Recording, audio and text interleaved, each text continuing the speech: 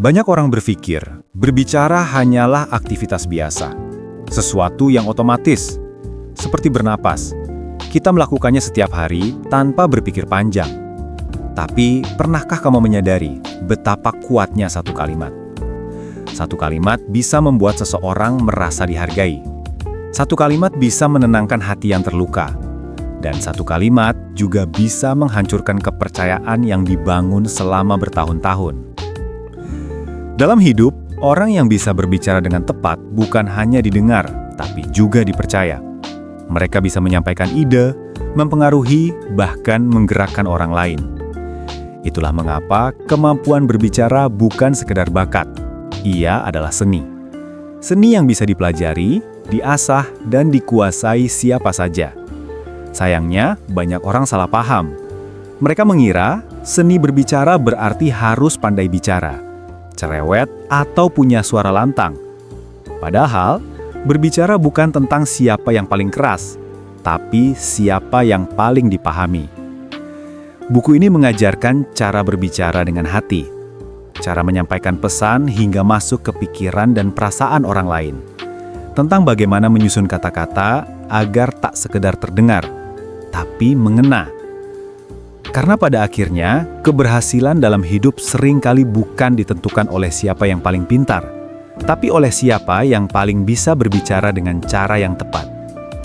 Berbicara bukan sekedar suara. Berbicara adalah seni. Dan jika kamu menguasainya, kamu akan mengubah cara dunia mendengarkanmu. Sekarang, mari kita mulai dari dasar. Dari fondasi seni berbicara yang paling penting, kemampuan membuka hati orang lain. Seni berbicara yang membuka hati. Banyak orang berpikir bahwa kunci berbicara adalah kata-kata. Padahal, kunci sebenarnya adalah perasaan lawan bicara. Sebelum orang mau mendengar isi pikiranmu, mereka harus lebih dulu mau membuka hati mereka.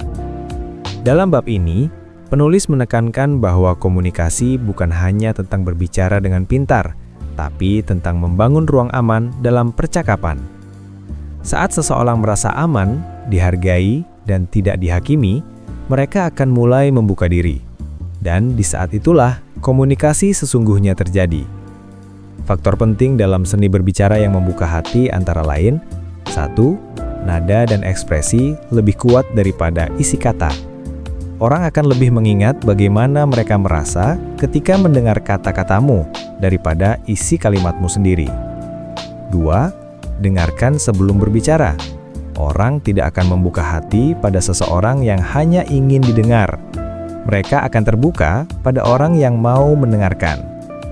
3. Berbicaralah dengan empati, bukan ego. Komunikasi bukan ajang unjuk kepintaran, tapi jembatan untuk memahami. Penulis memberi contoh sederhana. Seringkali saat seseorang menceritakan masalahnya, orang lain buru-buru memberi saran. Padahal yang dibutuhkan bukan solusi, melainkan rasa dimengerti. Kalimat seperti, "Aku mengerti perasaanmu," atau sekedar dia mendengarkan bisa jauh lebih berarti daripada 1000 nasihat. Filsafat yang mendasari bab ini jelas. Berbicara yang menyentuh bukanlah tentang siapa yang paling fasih, tapi siapa yang paling tulus. Hati yang terbuka hanya bisa disentuh oleh hati yang terbuka juga. Poin penting dari bab ini, komunikasi yang efektif dimulai dari empati, bukan dari kepintaran berbicara. Orang akan lebih mudah menerima pesan saat mereka merasa aman dan dihargai. Nada bicara, ekspresi wajah, dan bahasa tubuh seringkali lebih kuat daripada isi kalimat. Berapa kali dalam hidupmu kamu merasa benar-benar didengarkan?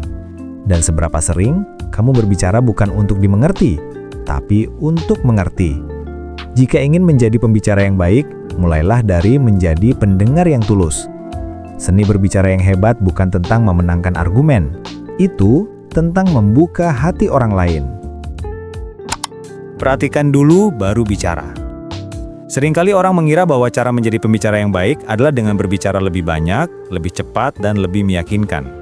Tapi kenyataannya, orang yang paling didengar bukanlah yang paling keras, melainkan yang paling peka terhadap situasi. Dalam bab ini, penulis menjelaskan bahwa seni berbicara yang efektif dimulai dari mengamati, Saat kita memperhatikan ekspresi wajah, bahasa tubuh, nada suara, dan suasana hati lawan bicara, kita bisa menemukan cara terbaik untuk menyampaikan pesan agar sampai dengan tepat. Perhatikan apa yang ada di sekitar. Suasana hati lawan bicara. Apakah ia sedang lelah, marah, sedih, atau tenang? Waktu dan tempat. Apakah momen itu tepat untuk membicarakan hal penting? Bahasa tubuh dan kontak mata. Kadang hal yang tidak diucapkan jauh lebih jujur daripada kata-kata. Penulis memberi contoh sederhana. Dua kalimat yang sama bisa memberi dampak berbeda jika disampaikan di dua waktu yang berbeda.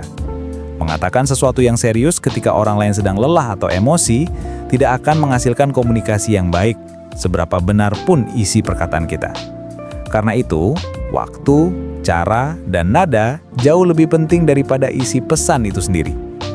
Orang yang terbiasa memperhatikan sebelum bicara akan jauh lebih mudah membangun hubungan yang kuat. Poin penting dari bab ini, orang yang pandai bicara selalu mendahului dengan mengamati.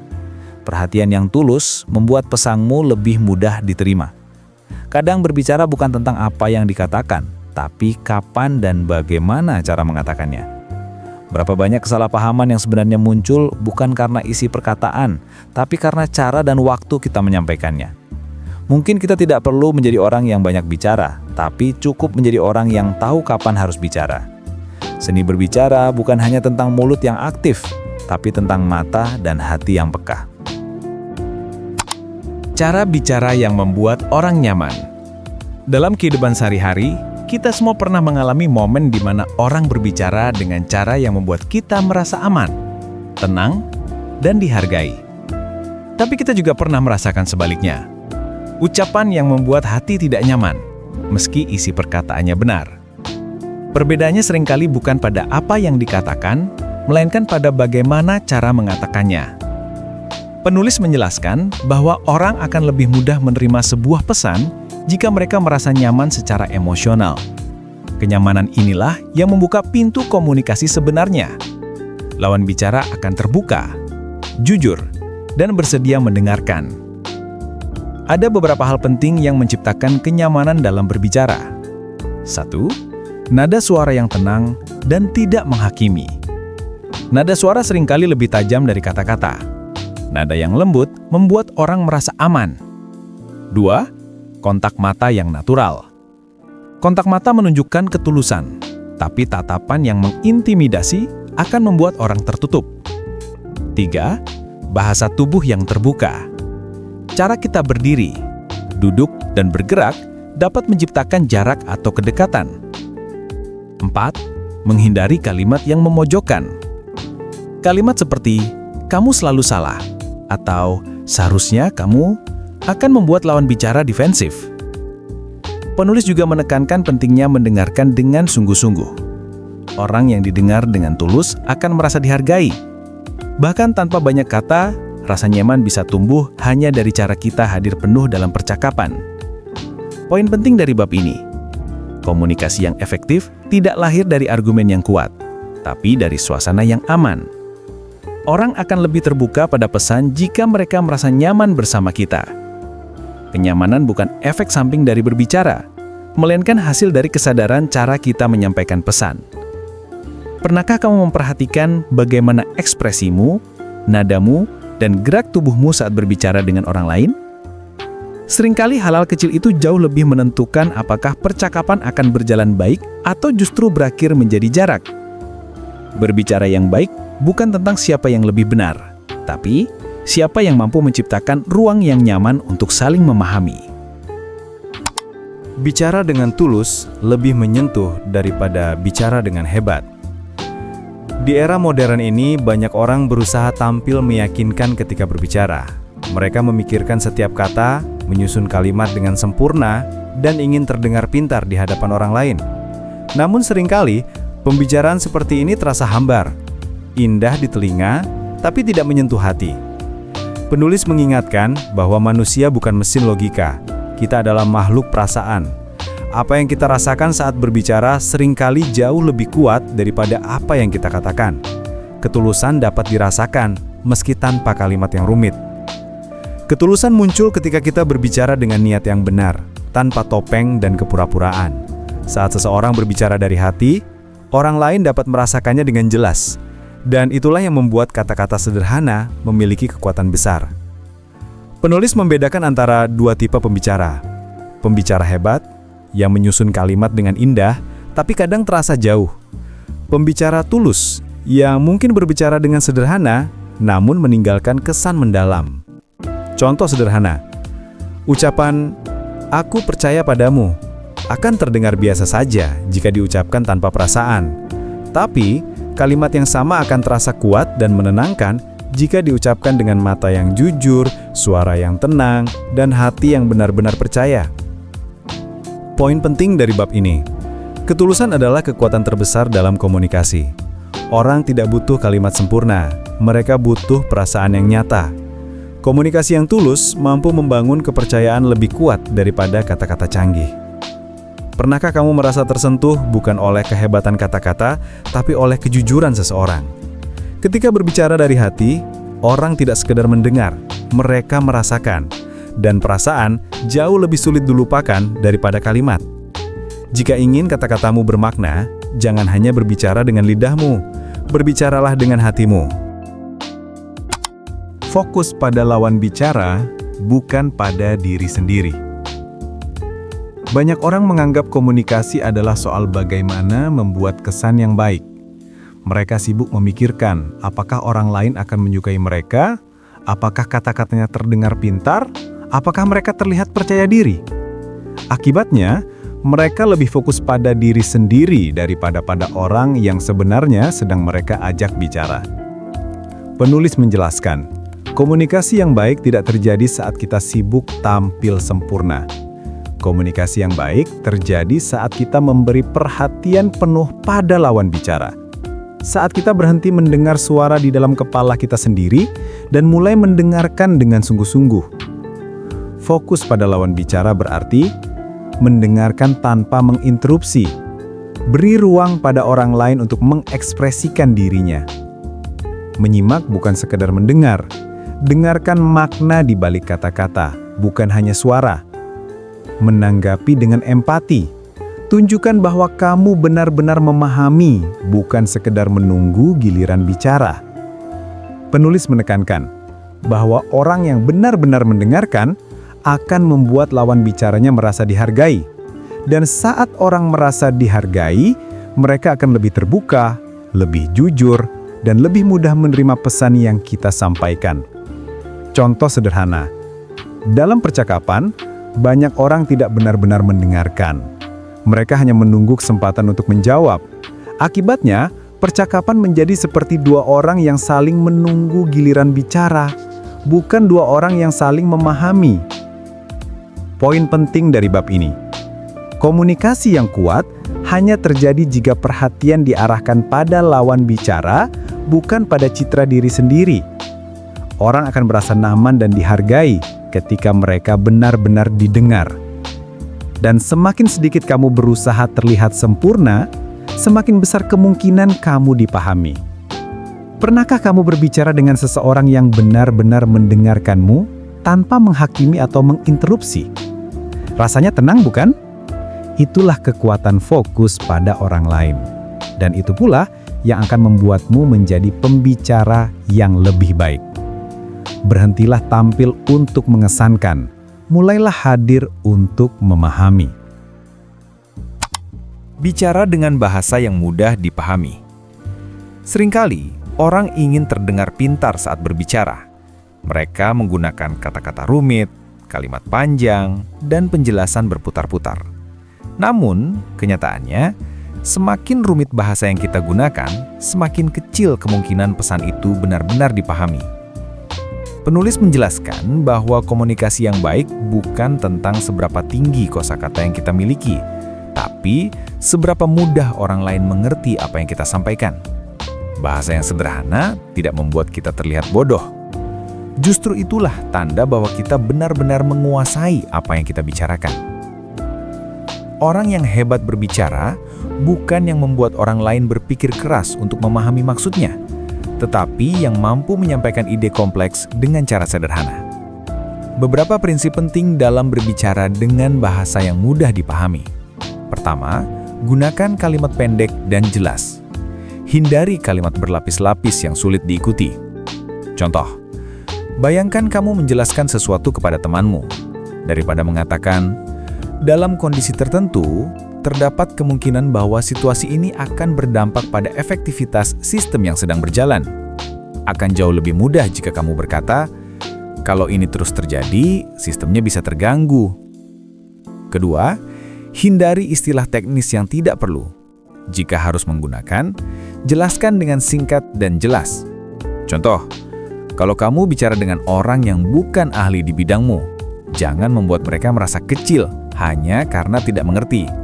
Misalnya, daripada menyebut analisis kuantitatif multivariat, cukup katakan analisis data secara menyeluruh. Ketiga, berikan contoh konkret. Kalimat teoritis seringkali tidak membekas, tapi begitu kita memberi contoh nyata, orang langsung mengerti. Misalnya, jika kamu menjelaskan pentingnya mendengar, jangan hanya berkata, dengarkan orang lain dengan empati.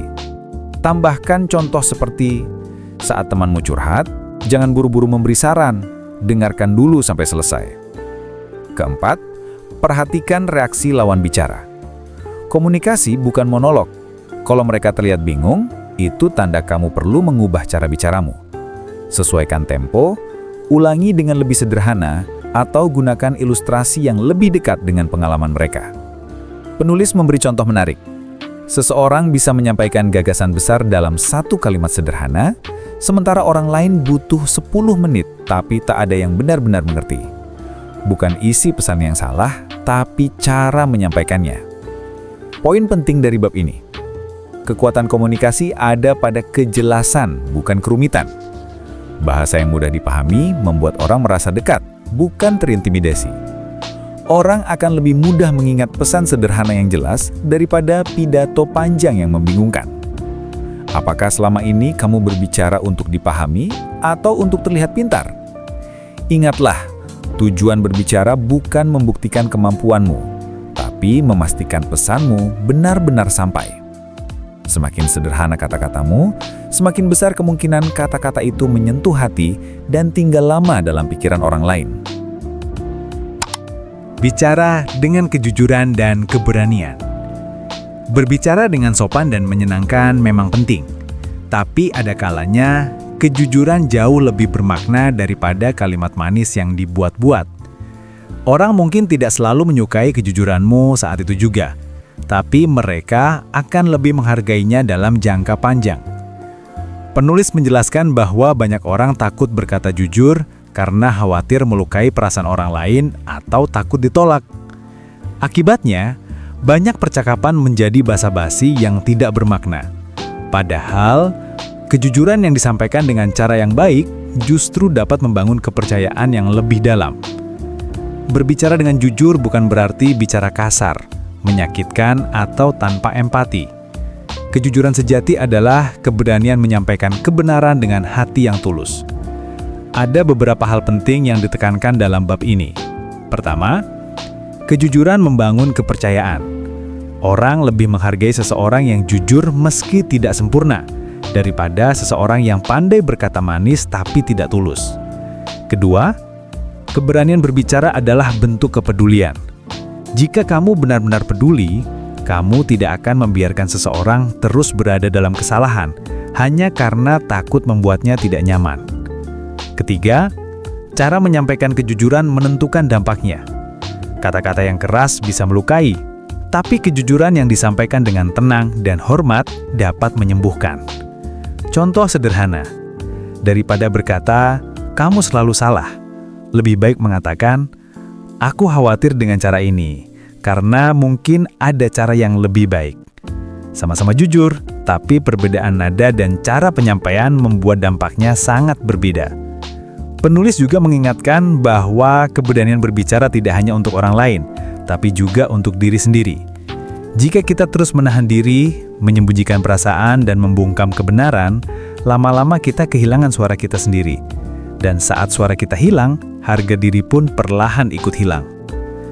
Poin penting dari bab ini, Kejujuran yang tulus lebih berharga daripada kepalsuan yang terdengar manis. Menyampaikan kebenaran butuh keberanian, bukan keberingasan. Orang yang berani berbicara dengan jujur akan lebih mudah membangun hubungan yang sehat dan bermakna. Berapa kali kamu menahan kebenaran karena takut menyinggung orang lain? Dan berapa banyak hubungan yang akhirnya hancur bukan karena kejujuran, tapi karena keheningan yang terlalu lama. Kejujuran mungkin terasa berat, tapi ketulusan selalu menemukan jalannya untuk sampai ke hati orang lain. Bicara yang mendorong orang bergerak. Kata-kata memiliki kekuatan yang luar biasa. Sebuah kalimat yang diucapkan dengan tepat dapat mengubah cara berpikir seseorang, membangkitkan semangat, bahkan mendorong seseorang untuk bertindak. Tapi kekuatan ini tidak muncul dari kalimat yang indah atau rumit. Kekuatan ini lahir dari makna yang dalam dan ketulusan penyampaiannya. Penulis menjelaskan bahwa banyak orang pandai berbicara, tapi hanya sedikit yang bisa membuat orang lain benar-benar bergerak. Bedanya terletak pada tujuan berbicara.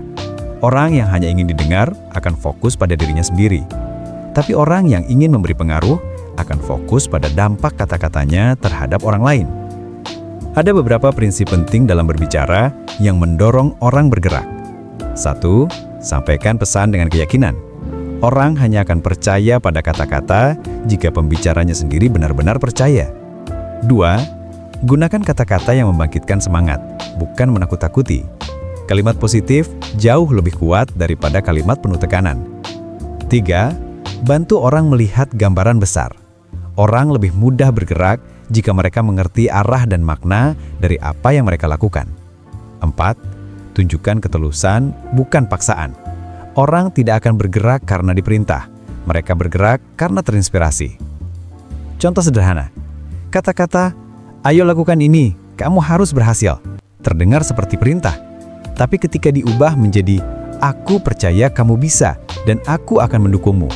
Kalimat itu berubah menjadi dorongan. Yang satu menekan, yang lainnya menguatkan.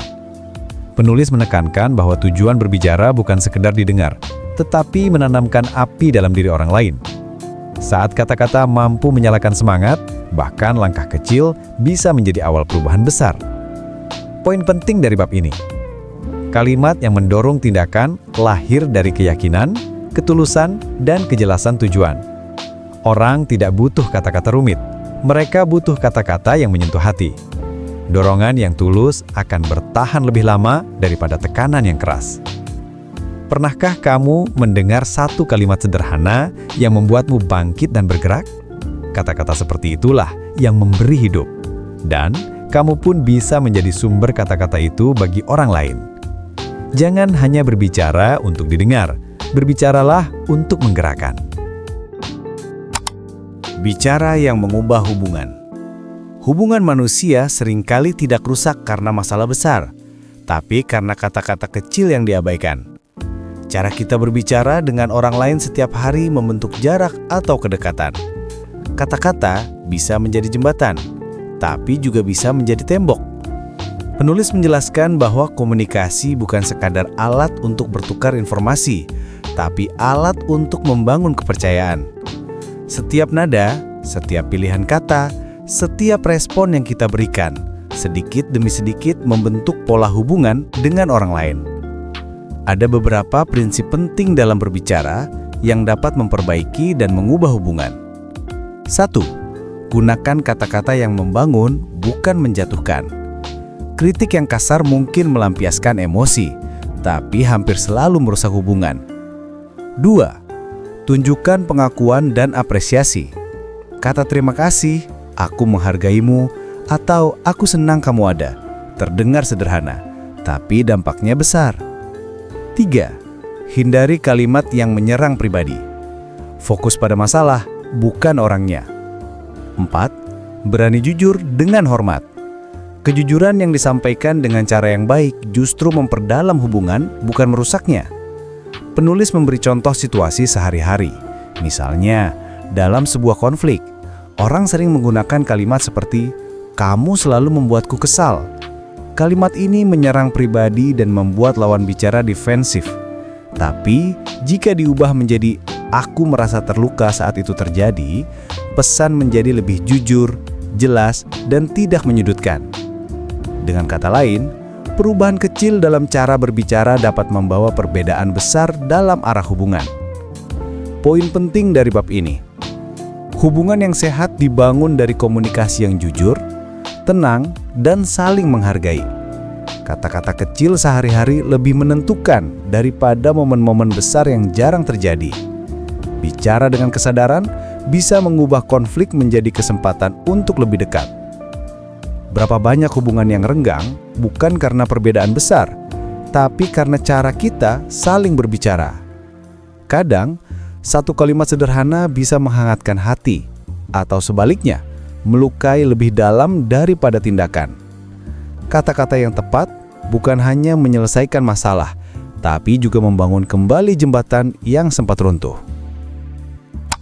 Bicara dengan pengaruh yang tahan lama.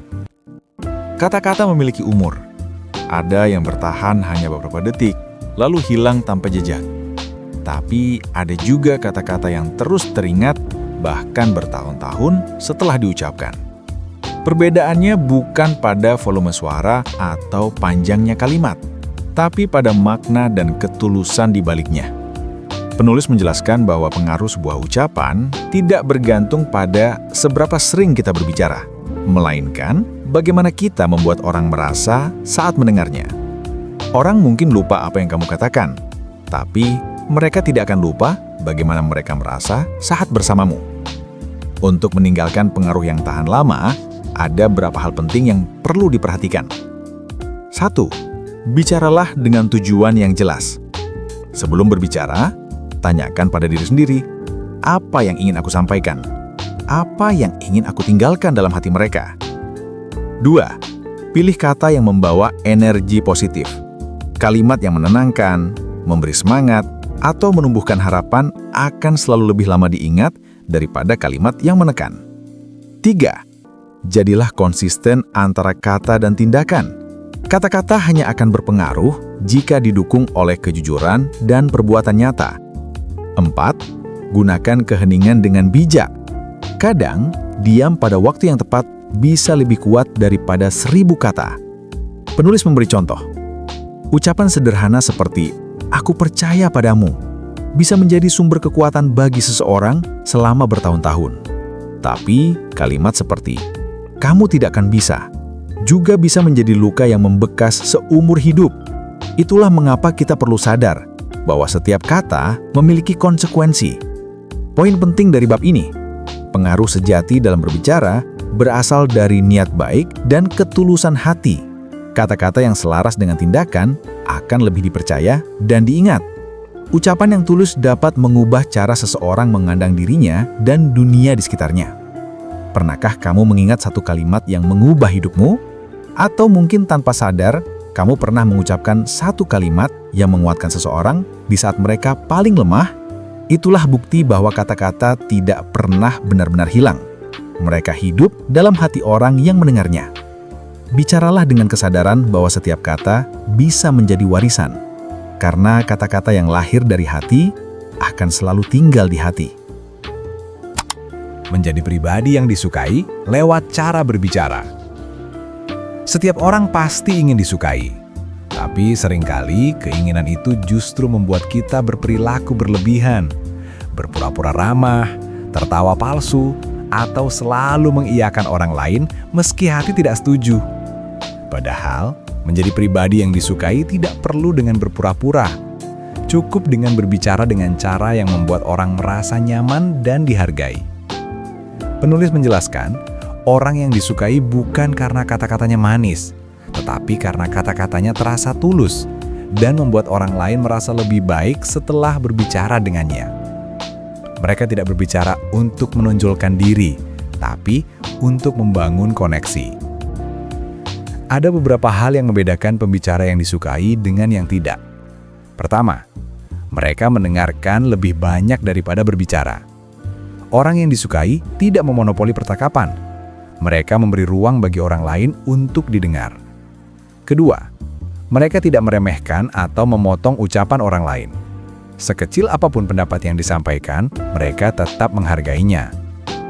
Ketiga, mereka tidak menggunakan kata-kata untuk membandingkan atau menonjolkan diri. Mereka berbicara dengan rendah hati, bukan untuk terlihat hebat. Keempat, mereka tulus memuji, bukan untuk mencari simpati, tapi karena benar-benar menghargai orang lain. Penulis mencontohkan, ketika berbicara dengan orang baru, kita tidak harus berusaha terlihat sempurna atau selalu lucu. Cukup hadir dengan ketulusan. Kalimat sederhana seperti, "Aku senang bisa berbicara denganmu hari ini," bisa jauh lebih bermakna daripada candaan yang dibuat-buat. Poin penting dari bab ini, orang menyukai mereka yang membuatnya merasa berharga, bukan mereka yang selalu benar. Kepribadian yang hangat dibangun dari kebiasaan berbicara yang jujur, sopan, dan penuh perhatian. Orang akan mengingat bagaimana mereka merasa saat bersamamu, bukan seberapa menarik kata-katamu. Apakah selama ini kamu berbicara untuk membuat orang lain terkesan atau untuk membuat mereka merasa nyaman? Menjadi pribadi yang disukai tidak membutuhkan topeng, hanya butuh keaslian. Karena kehangatan yang tulus selalu lebih menarik daripada kepura-puraan yang sempurna. Bicara yang mengubah diri sendiri. Selama ini kita berpikir bahwa berbicara hanya berfungsi untuk memengaruhi orang lain.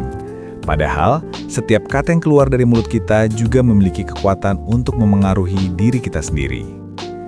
Penulis menjelaskan bahwa cara kita berbicara mencerminkan bagaimana kita memandang dunia, dan, lebih dalam lagi, bagaimana kita memandang diri kita sendiri.